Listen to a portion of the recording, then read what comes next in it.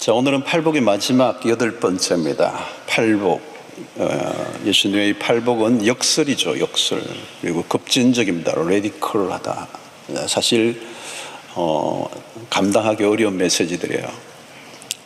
그러나 이 팔복 그 가운데서도 8번째는 또 제자도의 핵심이라고 말할 수 있는 주제입니다. 의를 위하여 박해를 받은 자는 복이 있나니 천국이 그들의 것이다. 이 팔복을 보면 앞부분은 좀 앞부분의 네 가지는 좀 수동적이고 개인적이고 그런 내면적인 것입니다. 그리고 뒤에 네 가지는 좀 더 능동적이고 또 관계적이고 사회적인 그런 복이라고 할 수 있습니다. 그리고 팔복을 세 단계로 나눌 수 있습니다. 하나는 첫 번째 단계는 의에 대한 인정, 두 번째 단계는 의에 대한 갈망, 세 번째는 의를 드러내는 삶. 그렇게 구분이 될 수 있습니다. 자, 이 팔복은 팔복의 삶은 세상에 들어가면 팔복의 삶을 살면 세상에서 충돌이 일어납니다. 왜냐하면 세상이 받아들이기 어려운 모습이기 때문에 그래요. 하나님의 나라는 세상의 나라와 정반대입니다. 그래서 세상 나라를 딱 뒤집으면 하나님의 나라가 돼요. 우리가 이 팔복은 세상 속에서 전혀 다른 세상 사람들이 살아가는 삶의 반대의 모습이죠. 여러분, 화평하게 하는 삶을 살면요, 양쪽에서 다 오해를 받을 수 있어요. 어려워요. 사실 쉽지 않아요. 온유한 자로 사는 거 어렵습니다. 여러분, 온유한 삶을 살아보십시오. 얼마나 핍박이 오는지 몰라요, 여러분. 막 죽이려고 그럴 거예요. 긍휼히 여기는 자, 목마른 자, 그죠? 마음이 청결한 자로 살면 여러분 세상에 환영할 것 같습니까? 그렇지 않아요. 야유를 보냅니다. 적당하게 때가 묻어서 적당하게 거짓말도 하고 살아야지. 내가 정말 청결한 자가 되면요, 사람들이 잡아먹으려고 그럴 거예요. 자, 오늘날 우리는 예수를 믿는 일에 큰 제한이 없습니다. 교회 등록하는 것도 쉽고요. 카드 쓰면 되잖아요. 특별히 교회가 요구하는 것도 없습니다. 그러나 초기 그리스도인들은 다릅니다. 1세기 그리스도인들은 예수를 선택하는 순간은 목숨을 내어놓을 수도 있습니다. 지금도 여러분 무슬림들은 회심이 어렵습니다. 그래서 중동 이 무슬림 지역에서 선교하시는 분들은 수십 년 있으면서도 한 사람의 회심자를 만들어내기 어려워요. 그리고 그 사람이 세례를 받기로 하고 예수를 믿는 순간 목숨이 위태롭습니다. 그리고 지금도 그런 일이 많이 일어납니다. 복음서나 바울 서신을 보면 예수를 믿는 순간에 얼마나 혹독한 핍박이 오는가 잘 알려져 있습니다. 자, 이 팔복의 이 마지막은 급진 중에 급진적인 주제죠. 의를 위하여 박해를 받는 자는 복이 있다. 박해라는 단어가 나옵니다. 그런데 여러분이 보면 의를 위하여 박해를 받은 자는 복이 있다. 박해와 복이 매칭을 하고 있는데요, 이게 받아들이기 어렵죠. 박해를 받는 자가 복이 있다. 감옥 안에 갇혀 있으면서 내가 복이 있다. 미친 사람이죠. 만약에 미치지 않았다면, 그게 사실이라면 매를 맞고 감옥에 투옥이 되고 생명의 위협을 받아도 내가 복 있는 자라고 한다면 그 안에는 비밀이 있겠죠. 여러분, 의를 위하여 핍박을 받는다는 말을 우리가 오해하지 않아야 됩니다. 박해를 받는 것이 의를 위한 것인지 아니면 자신의 잘못 때문인지를 구분해야 합니다. 가끔 우리는 자신의 잘못으로 인하여 당하는 어려움을 박해라고 여길 때가 있습니다. 사실 광신자들이 그래요. 광신적인 행동을 할 때 사람들이 배척을 할 때 내가 고난을 받는다. 어떤 사람은 불교 사찰에 들어가가지고 막 찬송가를 부르고 불상에 막 십자가로 빨간 페인트로 칠하고 그러다 붙잡혀서 나는 고난을 당한다. 여러분, 리차드 마우라는 이 폴로 신학교의 총장을 하셨던 분인데, 이 리차드 마우 총장이 지은 무례한 기독교라는 책이 있습니다. 우리 읽어보실 분들은 꼭 읽어보시면 좋은데요. 그 책에서 기독교 사회에서 그리스도인으로 살아갈 때 갖추어야 할 교양미를 얘기합니다. 교양. 그리스도인이 갖추어야 될 교양. 기독교가 너무 배타적이고 공격적인 모습을 보이는 것은 복음을 반영한 모습이 아니라는 거예요. 복음을 반영한 모습이라면 굉장히 사랑과 그리고 품위를 가지고 있습니다. 그죠? 너 안 믿으면 지옥 가 이런 태도가 아니고 겸손하게 상대를 존중히 여기는 마음으로 예의 바르게 무례하게 해서는 안 된다. 자기 성격 때문에 또 자기의 지혜 부족으로 인하여 사람들에게 미움을 받으면서 내가 의를 위해 박해를 받는다 이렇게 생각해서는 안 된다는 거. 직장에서도 실제로 미움을 당하는 이유가 실력이 없고 성실하지 않아서 당하는데 본인은 예수를 믿기 때문에 이렇게 나를 왕따시킨다 이렇게 오해할 수도 있다는 거. 자신의 실수, 자신의 죄, 자신의 지혜 없음으로 인해 받는 것을 박해라고 보지 않는다. 이게 먼저 우리가 생각해 볼 부분입니다. 의를 위하여 박해를 받는다는 것은 무엇일까요? 의라는 말은 이 산상수훈에서 매우 중요한 주제 중에 하나입니다. 의. 그래서 서기관과 바리새인들의 의와 예수님이 말씀하신 의의 차이를 잘 구분해내는 게 이 산상수훈입니다. 자, 이 의의 기준은 그리스도이십니다. 그리스도. 그래서 의의 길을 따른다는 말은 그리스도를 따르는 것입니다. 이 그리스도를 따라갈 때 찾아오는 박해. 내가 예수의 편에 서서 예수를 따라갈 때, 예수를 닮고자 할 때, 예수 그리스도를 닮은 자로 살아갈 때 찾아오는 박해. 그것을 우리는 의를 위하여 박해를 받는다 이렇게 말할 수가 있습니다. 사실 기독교 역사는 이렇게 박해의 역사예요. 박해의 역사.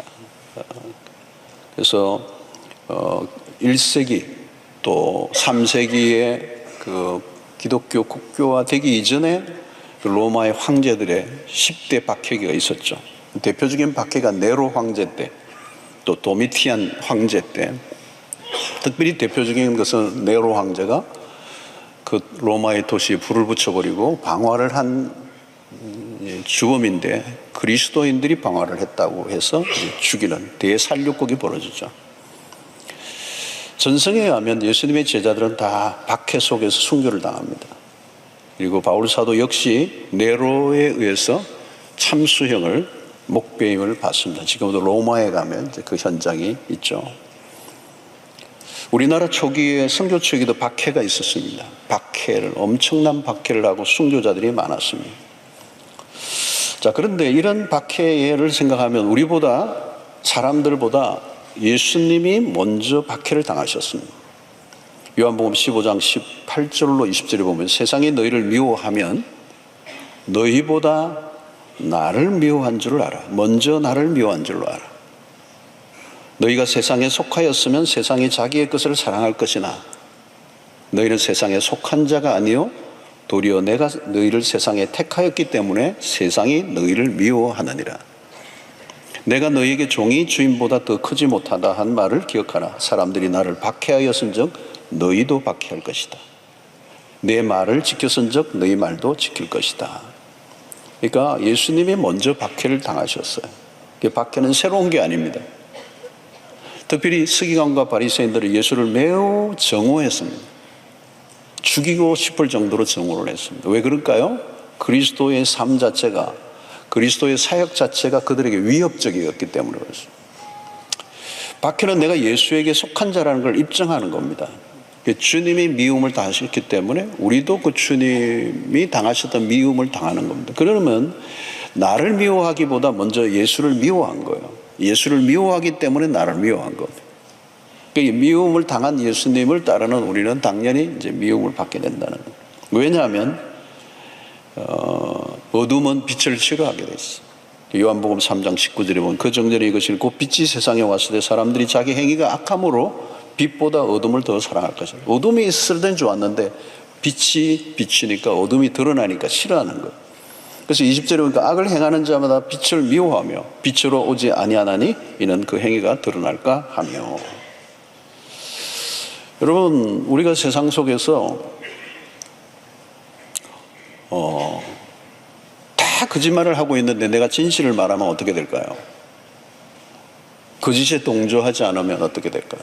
욕을 하고 나중에는 막 죽이려고 그러죠. 여러분, 그리스도인답게 산다는 것 자체가 뭐죠? 그리스도를 따르는 삶, 그리스도를 닮는 삶 자체가 고난을 자초하는 것입니다. 그래서 제대로 예수를 믿으면 핍박이 오게 됩니다.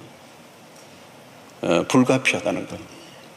가짜로 믿는 사람에게는 핍박이 없어요. 그래서 그리스도인에게 핍박은 이상한 일이 아닙니다. 당연한 일입니다. 그리고 이 박해는 내가 예수를 믿고 있다는 걸 증명하는 것입니다. 핍박을 당하고 있다면 내가 제대로 믿고 있다는 증거랍니다.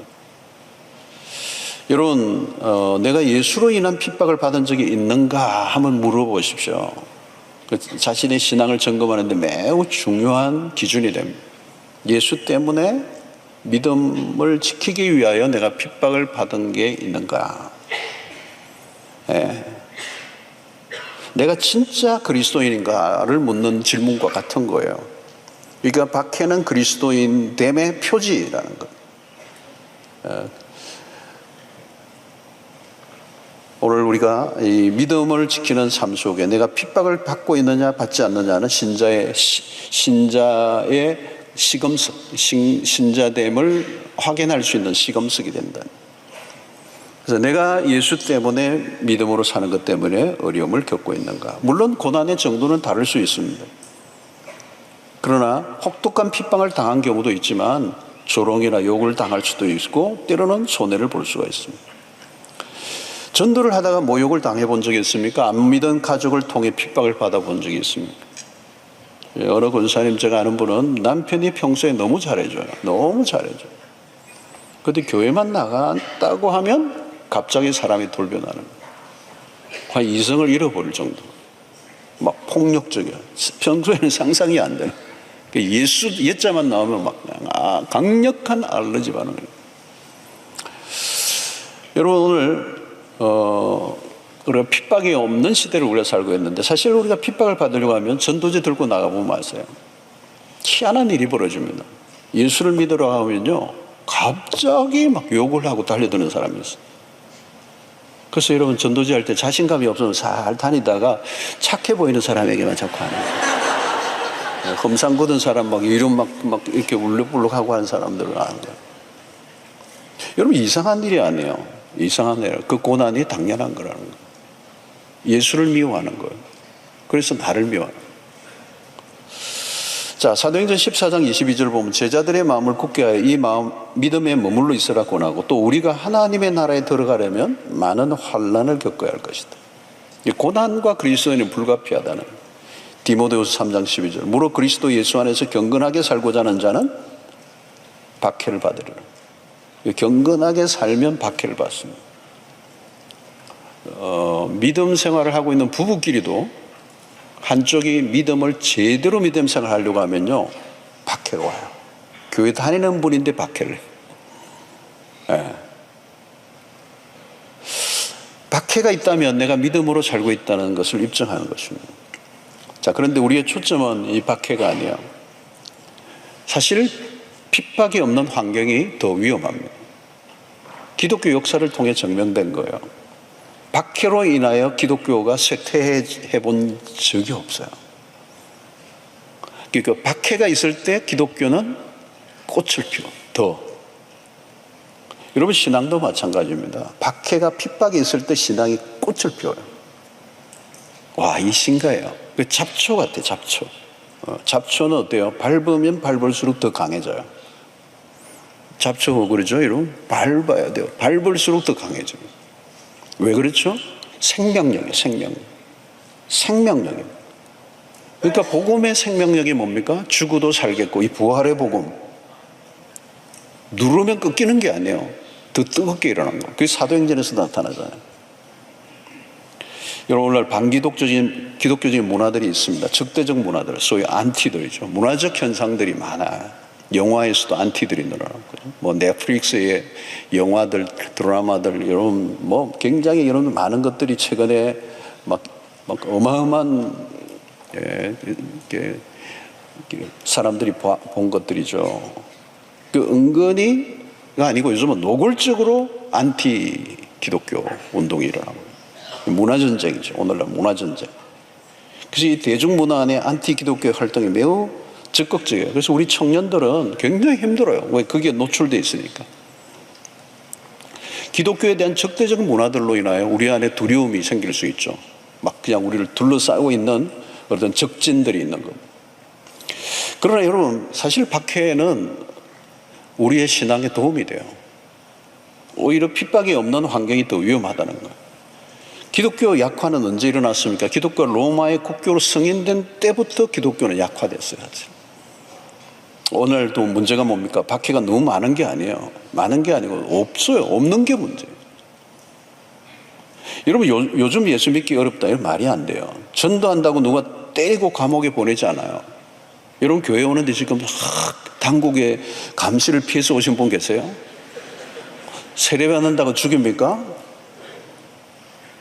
여러분, 이 핍박이 없는 이 상태가 얼마나 위험한 것인지 몰라요.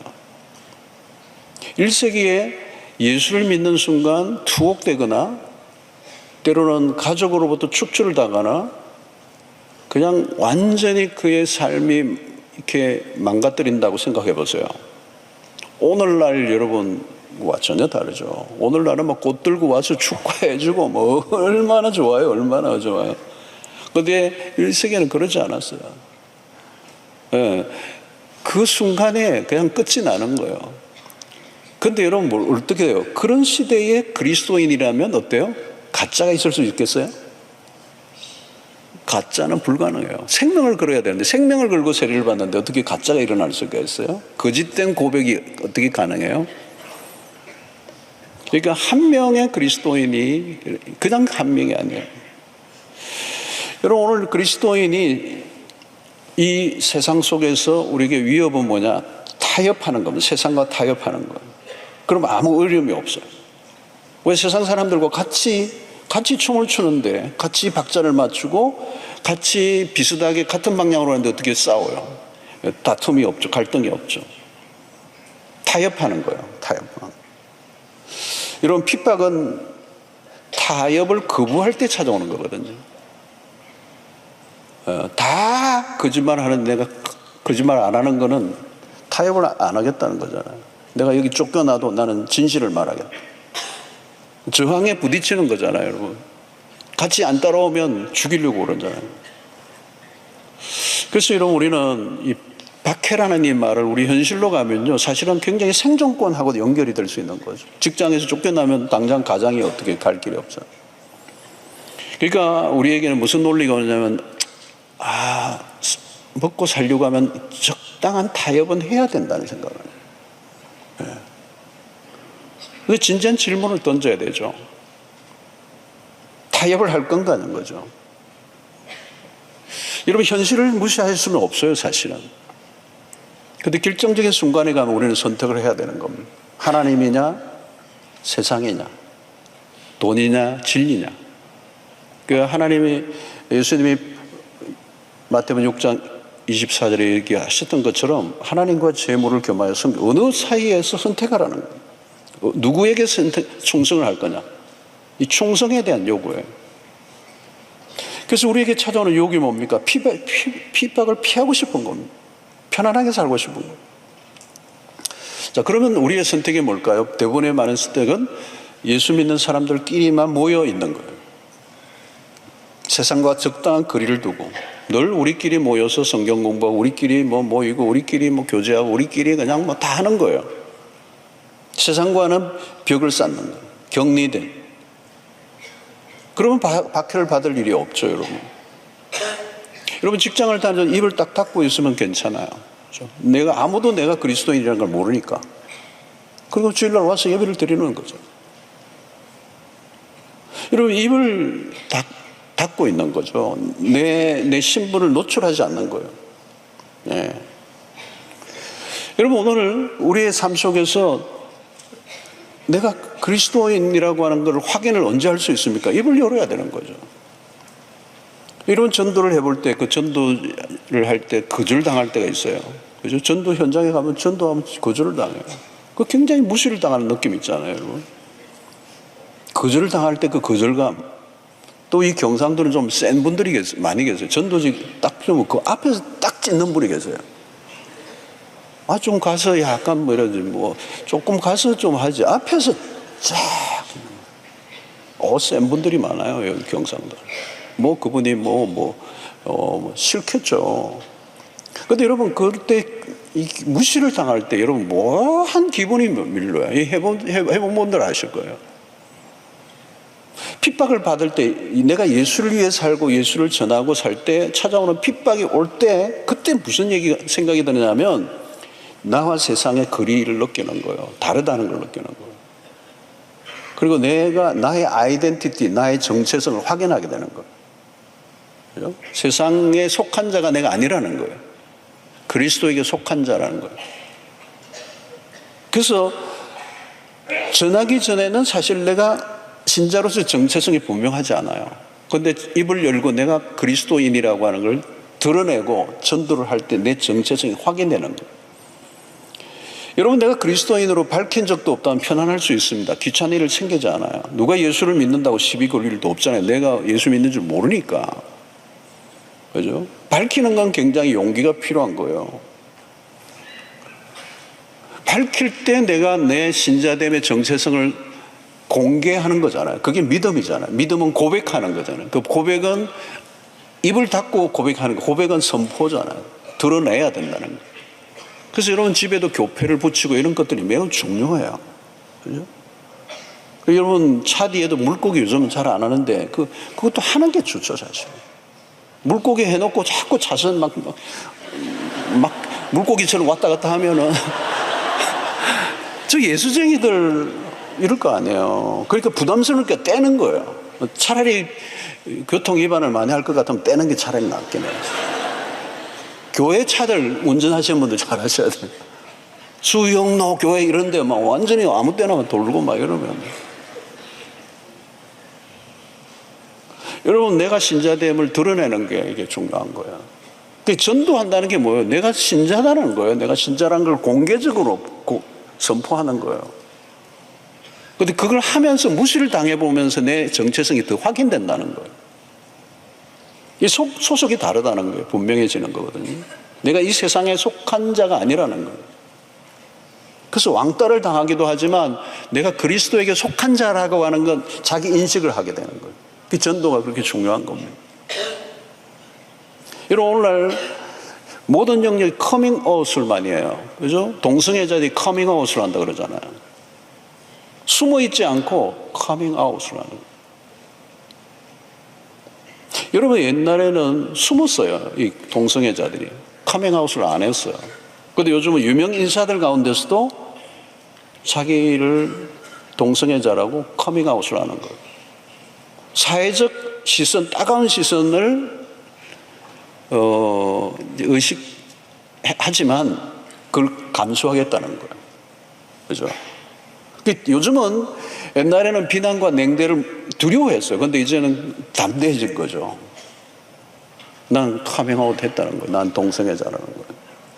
부끄러워하지 않는 거예요. 담대해진 거예요. 여러분, 커밍아웃만 하는 게 아닙니다. 이분들 가운데는 굉장히 조직적으로 세계적인 기구들이 있습니다. 그리고 동성애가 굉장히 과학적으로 이렇게 뒷받침할 만한 이론을 근거하기 위한 연구재단에 막 돈을 기증하고요. 그 권익을 보호하기 위해서 정치적인 힘을 또 기르고 이러기 위해서 막 돈을 막 기부도 하고요. 엄청난 일들이 일어나요. 커밍아웃 정도가 아니에요. 헌신을 해요, 그게. 예. 여러분, 여기에서 뭘 느낍니까, 여러분? 내가 예수를 믿는 것에 대한 이 커밍아웃이에요. 이 복음을 전하고 내 자신이 예수를 믿는다는 걸 정체를 드러낼 때 찾아올 수 있는 불이익. 직장에서도 내가 입 딱 다물고 있으면 그냥 타협하고 그냥 그 사람들이 사는 방식과 똑같이 그냥 치고받고 하면서 교묘하게 처세술을 따라 살아가면 이익도 보고 손해볼 일이 없는데, 예수를 믿는다고 하는 선택하는 순간부터 우리에게는 어려움이 올 수 있는 거거든요. 우리끼리만 있으면 그런 일은 안 생겨요. 핍박이 없습니다. 우리끼리 핍박하는 사람 어디 있습니까, 여러분? 여기 교회 안에 있으면 목사, 장로, 기도, 권사, 집사, 얼마나 여러분 여기서 대접만 받잖아요. 근데 세상에 나가면 안 알아줘요. 세상에 가서 내가 집사인데 이러면 누구 집사 집 샀어요? 이러고 집사가 뭐예요? 이러고 말이죠. 목사가 뭐예요? 목인데 교회 안에서 여러분 큰 소리 치는 거 의미 없습니다. 우리 복음의 실력을 어디에서 드러내야 진가를? 세상 속에서. 성 안의 장사가 되면 안 된다는 거. 복음의 능력이 있는지 없는지 어떻게 확인합니까? 세상 안에 들어가 봐야 돼요. 핍박을 받을 때 내 안에 복음의 능력이 있는가 없는가를 확인해 봐야 되잖아요. 복음의 능력이 도대체 뭔지를 세상의 한가운데 핍박하는 환경 속에서 있어요. 여러분 교회가 자칫하면 수도원이 되는 겁니다. 우리끼리 모이는 거. 그러니까 격리된 공동체가 되어서 여러분 수도원 운동이 있었잖아요. 이 수도원 운동이 여러분 나쁜 건 아닌데 수도원 쪽으로만 가다가 중세기에 수도원 운동이 일어날 때 가장 타락했어요, 사실. 예. 성에 갇혀 있는 산 위의 종교가 아닙니다, 기독교는. 그 변화산 사건이 있을 때 베드로가 여기가 조사원이 할 때 예수님이 그냥 목을 끌고 가지는 않았지만 야 가자 꿈껴라 데리고 나가시고 산 위로 내려가. 여러분 내가 진짜 예수를 믿는다면 감출 수 없습니다. 예수의 생명은 드러나는 거죠. 드러나면 노출이 되면 저항을 받는 거죠. 근데 저항을 받으면서 신앙은 자라가고 기독교는 꽃을 피우고. 이거는 사실 경험하지 않으면 알 수 없는 거죠. 의를 위하여 박해를 받은 자는 복이 있나니 천국이 그들의 것입니다. 신비예요, 이게 신비. 그죠? 박해와 기쁨이 어울리지 않는데. 근데 영적인 눈으로 보면 이 의를 위하여 박해를 받는 자가 복이 있다는 거예요. 그게 보이는 거죠. 그래서 하나님은 기쁨과 고통을 엮어 작품을 만들어내시는 장인이라고 볼 수 있어요. 하나님은 기쁨과 고통의 직무를 짠 옷으로 그리스도인들에게 옷을 입혀주신다. 오늘 누적의 부활에서 11절 12절이죠. 나로 말미암아 너희를 욕하고, 그죠? 나로 말미암아 예수 때문에 너희를 욕하고 박해하고 거짓으로 너희를 거슬러 모든 악한 말을 할 때 너희에게 복이 있나니 기뻐하고 즐거워하라. 하늘에서 너희의 상이 큼이라. 너희 전에 있던 선지자들도 이같이 박해하였느니라. 여기 기뻐하고 즐거워하라 이 말이 참 그죠? 가능한 일인가? 말도 안 되는 것처럼 보이죠. 그러나 여러분 성경 곳곳에 너무 많이 널려서 이게 다 언급할 수도 없어요. 구절들이. 박해 가운데 기뻐하는 거. 이게 기독교의 비밀이죠. 2000년의 기독교를 견인해온 힘이에요. 박해 속에서도 기뻐하는 거. 이 복음의 비밀이에요. 사도행전 5장 41절을 보면 사도들은 그 이름을 위하여 능욕받는 일에 합당한 자로 여기심을 기뻐하면서 공의 앞을 떠나니라. 박해 자체를 즐거워한 건 아니에요. 박해 자체는 고통스러운 거죠. 그런데 그 박해로 인하여 주어지는 하나님의 약속을 바라본 거죠. 그게 뭐예요? 하늘에서 상이 큼이라. 그러니까 오늘 여기에 이 본문에 하늘의 상이 크다 할 때 이 크다는 헬라어로 폴루스너라는 단어, 헤아릴 수 없을 만큼 크다. 그 상이 어느 정도인지 우리는 알 수가 없어요. 그러니까 이거는 충만한 상이다 이렇게 번역을 할 수가 있습니다. 이보다 더 큰 헤아릴 수 없을 만큼 크다는 거. 그 말은 요즘 이런 세상에서 가장 큰 상이 세계적으로는 노벨상 같은 게 있겠죠. 그죠? 노벨 평화상이다. 얼마나 영광스럽겠어. 그러면 여기에 비유하면 그건 노벨상은 이게 비교가 안 되는 거예요. 그 100배, 1000배, 10,000배 비교할 수 없는, 헤아릴 수 없는. 그 땅의 상인데, 하늘의 상인데 헤아릴 수 없는 상이에요. 폴루스. 어마어마한 상이에요. 너희의 하늘에서 너희에서 누구에게 박해를 당하는 자, 의를 위하여 박해를 받는 자, 개런티를 하는 거, 개런티를. 여러분 노벨상을 안 받아보셨죠, 그죠? 만약에 받는다고 내가 생각하면, 아니 우리 가문에 누가 받는다 해도, 아니 대한민국에 누가 받는다 해도 지금 우리는 흥분해요. 근데 내가 받는다, 너무 거리가 멀죠. 그 와닿지 않을 거예요. 근데 만약 받는다면 아마 잠을 못 잘 거예요. 근데 여러분, 노벨상을 받아도요, 세월이 흐르면요, 받았는지 안 받았는지 아무도 몰라요. 여러분들 집에 상들 좀 있죠, 그죠? 트로피도 있고 막 전시해 놓은 분들 계실 거예요. 본인은 하는데 아무도 기억 안 해줘요. 그리고요, 그 트로피 많이 전시해 놓으면 나중에 정리하는 분들이 힘들어해요. 언젠가는 정리해야 되거든요.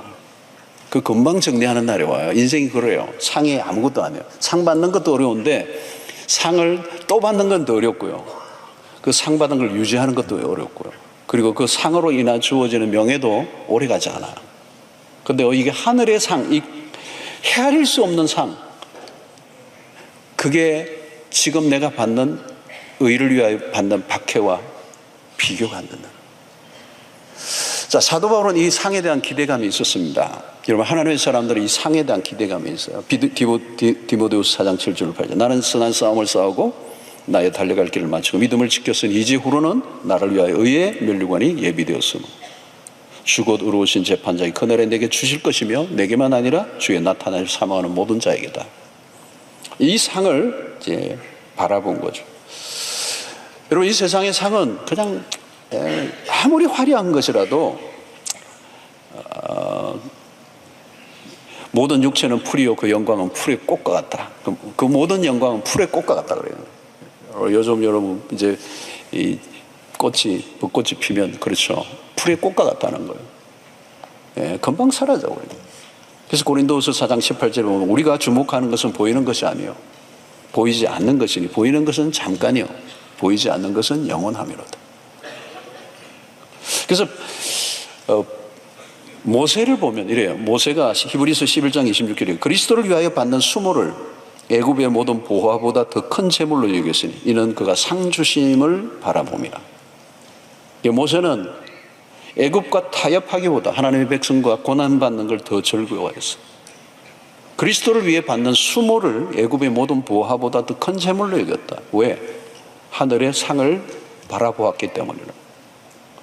성도 여러분, 핍박이 끝이 나는 날이 옵니다. 영원한 핍박은 없습니다. 그래서 종말론적이죠. 종말론적. 영혼에 비해서 우리가 받는 이 땅의 핍박은 일시적이라는 거예요. 일시적. 그래서 고린도후서 4장 10절에 보니까 우리가 잠시 받는 환난에 경한 것이, 그러니까 잠시 받는다 그러고요, 경하다는 거예요. 가볍다는 거예요. 가볍다. 왜? 지극히 크고 영원한 영광에 중한 것을 우리에게 이루어. 비교하면 영원한 크고 영원한 영광에 중한 것을 비하면 우리가 받는 박해는 잠깐이고 가벼운 거라는 거예요. 그래서 로마서 8장 18절에 이렇게 얘기해요. 생각하건대 현재의 고난은 장차 우리에게 나타날 영광과 컴페어할 수 없다는 거예요. 비교할 수 없다는 거예요. 여러분, 성도는 바로 그 날을 바라보는 거죠. 그래서 박해를 받을수록 하나님이 주시는 위로가 더 큰 것입니다. 이것은 박해를 경험해 보지 않은 사람은 와닿지 않는 말이죠, 사실은. 그런데 우리의 믿음의 선진들은 그렇게 살았어요. 우리 주님이 그렇게 하셨어요. 히브리서 12장 2절 보면 믿음의 주여 또 온전하게 하시는 이 예수를 바라보자. 그는 그 앞에 있는 기쁨을 위하여, 그 앞에 기쁨을 바라본 거죠. 그래서 십자가를 참으신 거예요. 그 부끄러움을 개의치 아니하시더니 하나님 보좌 우편에 앉으셨느니라. 여러분, 예수 때문에 받는 핍박은 주님 아십니다. 그리고 믿음을 지켜내느라고 흘린 눈물, 그리고 고통, 그리고 피해, 그리고 어려움들 모른 채 하실 수가 없습니다. 여러분, 신앙을 위해, 주님을 위해서 생명을 건 순교자라면 하나님이 모른다고 하실 리가 없습니다. 그래서 베드로전서 4장 12절 13절에 사랑하는 자들아 너희를 연단하려고 오는 불시험을 이상한 일 당하는 것 같이 이상히 여기지 말고 오히려 너희가 그리스도의 고난에 참여하는 것으로 즐거워하라. 이는 그의 영광을 나타내실 때 너희로 즐거워하고 기뻐하게 하려 함이라. 그러니까 여러분, 이 박해와 이 기쁨, 이것을 매칭하고 있는 거죠. 이게 기독교의 신비예요. 사랑하는 성도 여러분, 이제 오늘날 세상은 굉장히 많이 망가져 있습니다. 그리고 세속적인 힘들이 믿음의 길을 걸어가는 사람들을 많이 유혹해요. 앞으로도 이제 적대적인 분위기가 더 전방위적으로 일어날 것입니다. 정치, 경제, 철학, 문화, 사상적으로 이 바벨론 제국 속에 살아갔던 다니엘과 같은 삶이에요. 1차적으로는 끊임없이 유화 정책이에요. 유화 정책. 이 바벨론의 문화에 귀속되도록 엄밀하게 찾아오는 유혹들입니다. 이 유혹의 길에 타협을 하는 순간 어디로 가죠? 배교의 길로 가는 겁니다. 하나님을 떠나는 겁니다. 그러니까 그 속에서 하나님의 백성의 정체성을 지켜내는 것, 다니엘은 그걸 지켜내죠. 마침내 사자굴에 던져집니다. 여러분, 오늘 우리 한국교회는 예수의 이름을 위해 생명을 건 믿음의 선조들 위에 오늘 우리의 교회가 한국교회가 서 있는 거예요. 여러분, 참 신비로워요. 한국교회가 오늘 일어나서 오늘 이렇게 어려워도 건재하고 있는 것은 우리의 믿음의 선조들의 피의 대가예요. 순교자들이 한국교회는 많아요. 그게 참 특이해요. 그 터 위에 우리가 한국교회가 서 있는 거죠. 우리 좋은 믿음의 선배들이 많았어요. 일제강점기 속에서도 그 신사참배의 그 유혹, 그 배교의 유혹 앞에서 무릎 꿇지 않고 아주 잔인하게 순교를 당했던 주길철 목사님부터 시작해서 얼마나 많은 분들이 있어요. 그러니까 오늘 그 신앙을 우리가 물려받은 거고, 그게 한국교회가 서 있는 거고, 또 우리가 해야 될 일은 우리 다음 세대에게 이 아름다운 신앙을 계승해 줘야 될 책임이 있는 것이죠. 지금 우리는 박해가 아니고 안일한 신앙과 싸워야 합니다. 오늘 기복주의적인 신앙, 형통의 신앙이 대세예요. 복음을 위해 고난을 자처하지 않습니다. 십자가의 도가 너무 멀리 보이는 거죠. 이번 고난 주간에 여러분들이 그런 의미에서 더 큰 은혜를, 우리의 신앙을 좀 정화하는, 좀 더 우리 신앙을 재조정하는 그런 시간이 되기를 원하는데요. 예수의 이름으로 기꺼이 내가 고난을 받을 각오가 되어 있는가? 여러분, 그리스도가 우리를 위하여 고난을 당하시고 거친 그런 냉대와 무시와 조롱과 침뱉음을 받으셨어요. 우리를 위해서. 우리가 주님을 위해서 그런 냉대와 질시와 비난과 조롱을 받는 것은 너무도 당연하죠. 그 고난은 그리스도인의 표지요, 핍박한 제자도의 특징입니다. 그래서 오늘 우리가 팔복을 살펴보면서 복에 대한 관심을 가게 돼요. 진정한 복이 이 세상에 존재하는가? 없어요, 여러분. 이 세상은. 주님은 이 팔복을 통해서 진짜 행복한 사람이 무엇인가를 우리에게 보여주는 겁니다. 진짜 행복한 자의 삶이란 이 팔복의 삶이라는 거예요. 이 팔복의 삶은 이 세상의 사람들과 전혀 다른 삶의 스타일이에요. 그래서 오늘 우리가 이 첫 번째, 여러분, 이 팔복의 첫 번째가 뭐예요? 심령이 가난한 자는 복이 있나니 천국이 그들의 것이다 그랬어요. 그 마지막도 뭐예요? 천국이 그들의 것이다. 그러니까 수미상관이라고 그래요. 이 인클루지오라고 하는 표현이죠. 수미상관. 복으로 시작해서 복으로 끝나는 말입니다. 그러면 첫 번째 복이고 끝도 복이에요. 첫 번째도 천국이고 끝도 천국이죠, 그죠? 천국의 시작이 천국으로 끝납니다. 그 말은 이 팔복 전체를 묶는 핵심적인 키워드가 천국이라는 거예요. 참으로 행복한 사람은 누구냐? 천국을 지금 누리고 있는 사람. 근데 그 천국을 누리는 사람은 누구냐? 오늘 8가지 복을 다 포함하는 거고, 그리고 7가지 앞에 있는 7가지의 복이, 팔복에 있어도 앞에 7가지를 살아낸 사람은 의를 위하여 박해를 받을 수 있는 거예요. 그러니까 의를 위하여 박해를 아무나 받을 수 있는 게 아니야. 앞에 7가지를 그렇게 살아야 사실은 이 팔복의 절정인 의를 위하여 박해를 받는 자가 되는 거예요. 그리고 그 박해를 받는 자라면, 의를 위하여 그리스도를 위해서 박해를 받는 자라면 그런 천국을 경험하고 있는 사람이라는 거예요.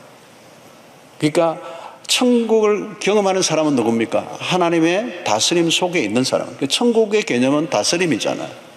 그리스도가 다스리시는 삶을 살지 않은데 의를 위하여 내가 핍박을 받으면서 즐거워할 수 있는가? 그건 불가능한 거예요. 그리스도를 따라갈 때, 그리스도를 닮아가고 그리스도와 함께 살아갈 때 주어지는 그 삶이 바로 박해를 받는 자의 삶을 통해서 구체화되는 겁니다.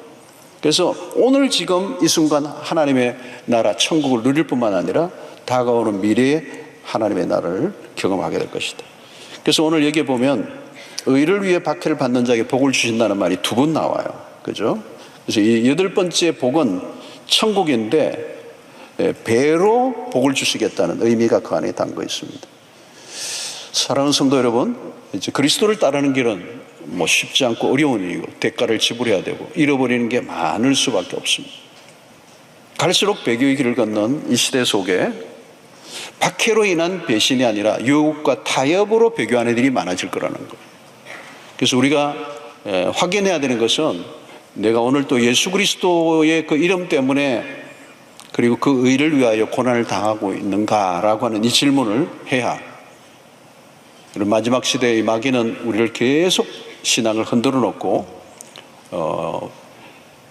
영적 전쟁에서 우리를 타협하고 이 세상의 유혹에 무릎을 꿇도록, 그리고 핍박을 두려워하고 그 박해와 거리가 먼 안일한 삶을 살도록 우리를 유혹하는 이 시대 속에 우리는 이 팔복을 통해 다시 한번 제자도의 핵심을 붙잡고 우리는 주님을 위해서 충성하는 자로, 그 충성은 당연히 고난이 따라오는 것이고, 그러나 그 고난은 영광이라고 하는 사실을 기억하고 변절과 타협의 시대 속에 저항하고 진짜 그리스도인으로, 유사 그리스도인이 아니고 진짜 그리스도인으로 의를 갈망하며 팔복의 삶을 살아내는 여러분들이 되시기를 축원합니다.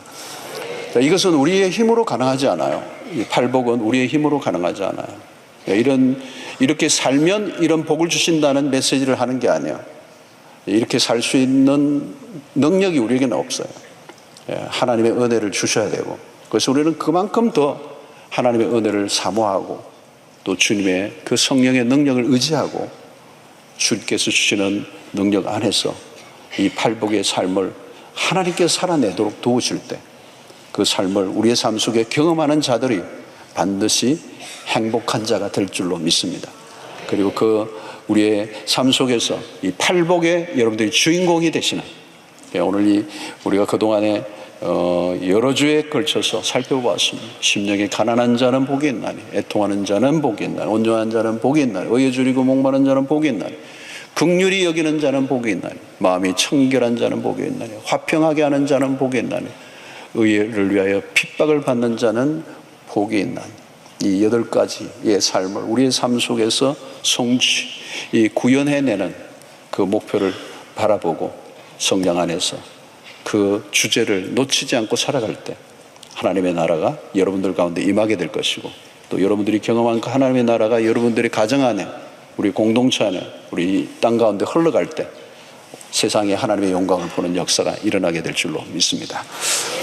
하나님 감사합니다. 오늘 우리에게 주신 말씀을 기억하고 이 팔복의 삶을 우리의 삶 속에 늘 경험하며 살게 하시고, 무엇보다 이 마지막 8번째 의를 위하여 박해를 받는 자로 살게 하여 주셔서 하나님이 주시는 그 하늘의 상이 큼이라 이 약속을 놓치지 않고 이 세상 속에 타협하지 않고 배교하지 않고 끝까지 주님의 나라를 백성으로 살아갈 수 있는 힘과 능력을 더하여 주시옵시고 참으로 행복한 자들이 되게 하여 주시옵소서.